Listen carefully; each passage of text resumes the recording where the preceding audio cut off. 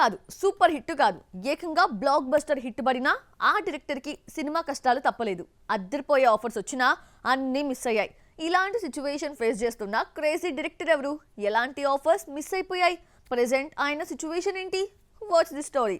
హనుమాన్ వచ్చి ఏడాది అవుతోంది. సంక్రాంతికి వచ్చిన ఈ mythological social movie Mahesh Guntur కారుణ్ణి కంగు తినిపించి సంక్రాంతి మొనగాడుగా నిలిచింది. సినిమాను 30 కోట్లు కమ్మితే 157 కోట్ల షేర్ కలెక్ట్ చేసింది. 127 కోట్లు లాభం మాటలు కాదు.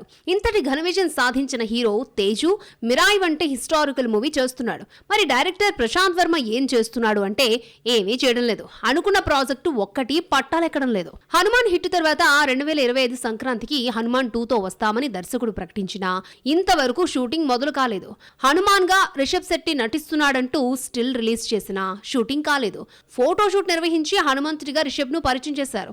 ఏడాది తిరగకుండా హనుమాన్ 2తో వస్తామన్న మాటను దర్శకుడు నిలబెట్టుకోలేకపోయాడు. హనుమాన్ తో ప్రశాంత్ వర్మకు వచ్చిన క్రేజ్ అంతా ఇంత కాదు. ఈ బ్లాక్ బస్టర్ హిట్ తర్వాత హనుమాన్ గా నటించడానికి చాలా మంది స్టార్స్ ముందుకొచ్చారు. ఈ క్రమంలో రణ్వీర్ సింగ్ తో సినిమా అనౌన్స్ చేశారు. మరి ఎందుకు ఈ హిందీ ప్రాజెక్టు పట్టాలెక్కలేదో కానీ అనుకోకుండా బాలకృష్ణ వారసుడు మోక్షజ్ను హీరోగా ఇంట్రడ్యూస్ చేస్తున్నట్టుగా ప్రకటించాడు ప్రశాంత్ వర్మ. ఈ నెల 5న మొదలు కావాల్సిన మోక్ష సినిమా షూటింగ్ వాయిదా పడింది. మోక్ష వైరల్ ఫీవర్ తో బాధపడుతున్నాడని, అందుకే షూటింగ్ మొదలు కాలేదని బాలకృష్ణ వివరణ ఇచ్చిన ఇన్సైడ్ టాక్ ప్రకారం ఈ ప్రాజెక్టు క్యాన్సిల్ అయిందట. మోక్షతో సినిమా అటకెక్కింది అన్న న్యూస్ వచ్చిందో లేదో ప్రశాంత్ వర్మ ప్రభాస్ ను డైరెక్ట్ చేస్తున్నాడు అన్న కొత్త వార్త బయటకు వచ్చింది. గతంలో ప్రశాంత్ వర్మ మాట్లాడుతూ ప్రభాస్ కు తగ్గ కథ కూడా ఉందన్నారు. దర్శకుడు చెప్పిన కథ ప్రభాస్ కు నచ్చినా ప్రశాంత్ వర్మకు డేట్స్ ఇచ్చే ఛాన్స్ లేదు.